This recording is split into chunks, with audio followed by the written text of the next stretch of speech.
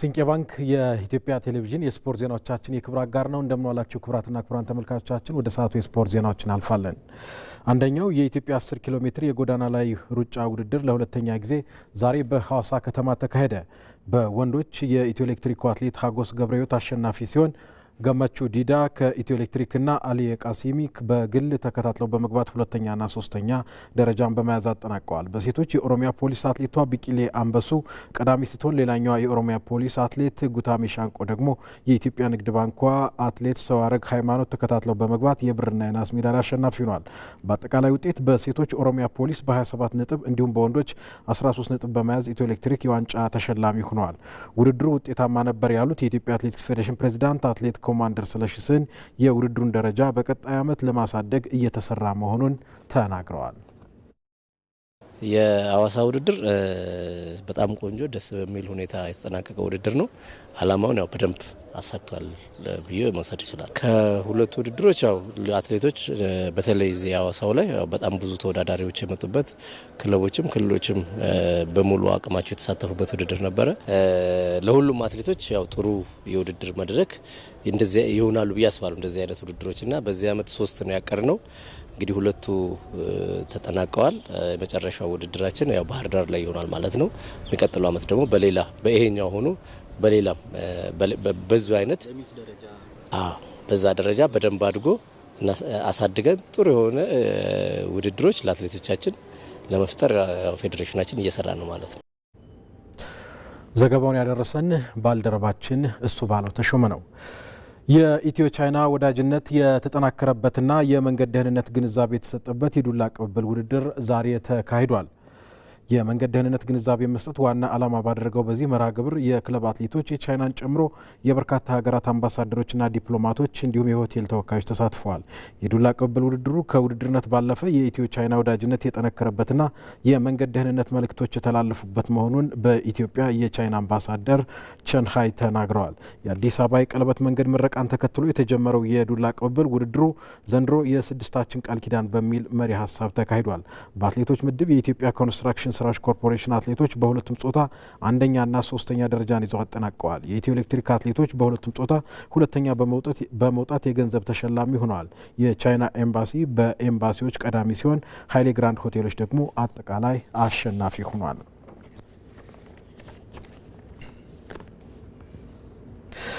ፈረንሳዊው የቀድሞው የአርሰናልና የማንቸስተር ሲቲ ተጫዋች ባካሪ ሳኛ ኢትዮጵያ ገብቷል። አንጋፋው ተጫዋች የኢትዮጵያ እግር ኳስ ፌዴሬሽን ከጣሊያኑ ማክሮን የትጥቅ አምራች ድርጅት ጋር ለሚያደርገው የሁለትዮሽ ስምምነት አካል መሆኑ ተነግሯል። ኑሮውን በዱባይ ያደረገው ባካሪ ሳኛ ከኢቲቪ ጋር በነበረው ቆይታ ወደ ኢትዮጵያ በመምጣቱም መደሰቱን ነው የተናገረው። I'm very happy actually. Thank for inviting me and በጣም ደስተኛ ነኝ። ስለጋበዛችሁኝ አመሰግናለሁ። መነሻዬ ሴኔጋላዊ ስለሆነ ለአፍሪካ ሁሌም ቅድሚያ በሚሰጣቸው ነገሮች ደስተኛ ነኝ። አውሮፓ ከመወለዴ በፊት ማንነቴ የሚጀምረው ከአፍሪካ ነው። ከወንድሜ ጆኒ ጋር ከነበረኝ የዱባይ ቅርርብ የተነሳ ወደዚህ እንድመጣ ይጠይቀኝ ነበር። ሁሌም ኢትዮጵያን ጎብኝ ይለኛል። ይሄው ሆኗል። በዚህም በጣም ደስተኛ ነኝ።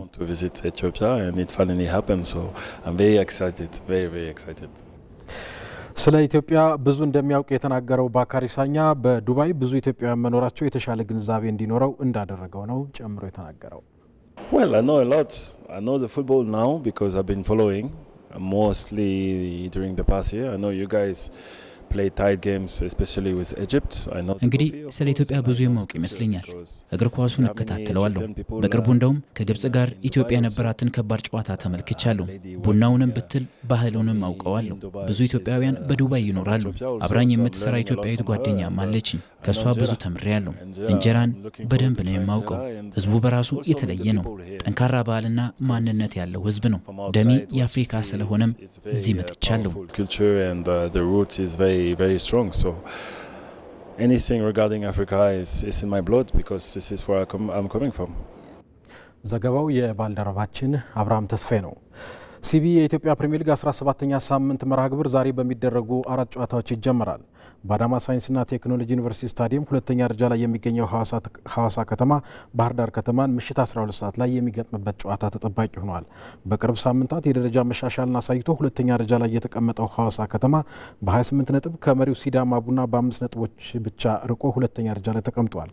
የ9 ሰዓት ጨዋታ ደግሞ አዳማ ከተማ ከመቀለ ሰባ እንደርታ የሚያደርጉት ሌላኛው የአዳማ ሳይንስና ቴክኖሎጂ ዩኒቨርሲቲ ስታዲየም ጨዋታ ነው።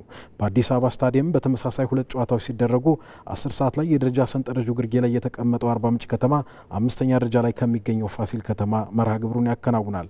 7 ሰዓት ላይ ጀምሮ ደግሞ ሀዲያ ሆሳዕና ከወላሉ አዲግራት ዩኒቨርሲቲ ጨዋታቸውን በአዲስ አበባ ስታዲየም እያደረጉ ይገኛል። ሊጉን ሲዳማ ቡና በ33 ነጥቦች ሲመራው ሐዋሳ ከተማ በ28 ነጥብ ይከተላል። ወደ ውጭ መረጃዎቻችን ስናልፍ የእንግሊዝ ፕሪሚየር ሊግ እናስቀድማለን። በእንግሊዝ ፕሪሚየር ሊግ ማንቸስተር ሲቲ ሲያሸንፍ ሊቨርፑል ተሸንፏል። በ23ኛ ሳምንት የሊጉ መርሃ ግብር ትላንት ወልብስን የገጠመው ማንቸስተር ሲቲ 2-0 ነው ያሸነፈው። የማሸነፊያ ግቦቹን በመጀመሪያው አጋማሽ ኦማር ማርሙሽና አንቷን ሴሜንዮ ናቸው ያስቆጠሩት። ሊቨርፑል በበኩሉ የውድድር ዓመቱን 7ኛ ሽንፈቱን አስተናግዷል። ቀዮቹ ወደ ቪታሊቲ ስታዲየም አቅንተው በበርንማውዝ ባለቀ ሰዓት ግብ ተቆጥሮባቸው 3-2 ተሸንፈዋል። ቨርጅል ቫንዳይክና ዶሚኒክ ሶቦዝ ላይ ባስቆጠሯቸው ግቦች ጨዋታው እስከ 95ኛው ደቂቃ ባቻ ውጤት ቢዘልቅም አሚን አድሊ የጨዋታው ፍጻሜ ላይ በርንማውዝ ሙሉ 3 ነጥብ ይዞ እንዲወጣ ያስቻለች ግብ ከመረብ አሳርፏል።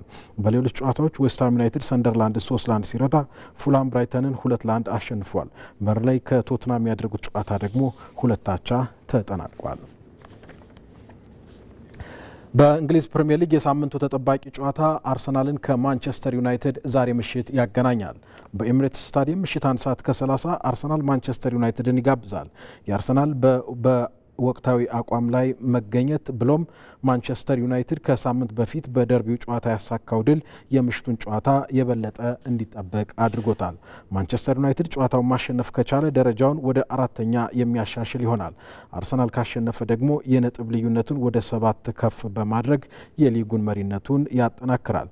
አርሰናል በሜዳው በሊጉ ያለፉትን 4 ጨዋታዎች ከማንቸስተር ዩናይትድ ጋር አድርጎ 4ቱንም ማሸነፍ ችሏል።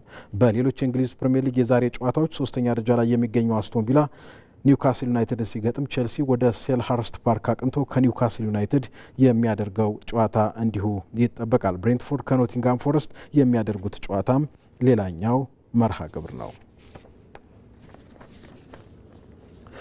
በስፔን ላ ሊጋ ሪያል ማድሪድ የደረጃ ሰንጠረዡ መሪነትን የተረከበበትን ውጤት አስመዘገበ። በስታዲዮ ዴላ ሴራሚካ ቪያሪያልን የገጠመው ሪያል ማድሪድ 2-0 ነው የረታው። ግቦችንም ፈረንሳይ ኮከብ ኪሊያን ምባፔ በጨዋታና በፍጹም ቅጣት ምት አስቆጥሯል። ነጥቡን 51 በማድረስም ባርሴሎና ቀሪ ጨዋታውን ከማድረጉ በፊት በ2 ነጥብ ልዩነት ሊጉን መምራት ችሏል። በሌሎች ጨዋታዎች ቫሌንሺያ ኤስፓኞሉን 3-2 ሲረታ፣ ሲቪ አትሌቲክ ቢልባውን 2-1 እንዲሁም ኦሳሱና ራዮ ቫይካኖ 3-1 አሸንፈዋል። ዛሬ የደረጃ ሰንጠረዡ መሪነት በማድሪድ የተነጠቀው ባርሴሎና ሪያል ኦቬዲዮን የሚያስተናግድበት ጨዋታ ይጠበቃል። ባርሴሎና በካምፕኑ የሰንጠረዡ ግርጌ ላይ የሚገኘውን ክለብ የሚገጥምበት ጨዋታ ማሸነፍ መሪነቱን መልሶ ለማግኘት ያግዘዋል። በሌሎች ጨዋታዎች አትሌቲኮ ማድሪድ ሪያል ማዮርካን ሲገጥም፣ ሪያል ሶሲዳድ ሴልታ ቪጎን እንዲሁም ዲፖርቲቮ አላቬስ ሪያል ቤትስን የሚገጥሙ ይሆናል። ተመልካቾች ከኢትዮጵያ ቴሌቪዥን የሰዓቱ የስፖርት ዜና በዚህ ተጠናቀቀ። ደግነት መኩሪያ ነበርኩ። በሰላም ዋሉ።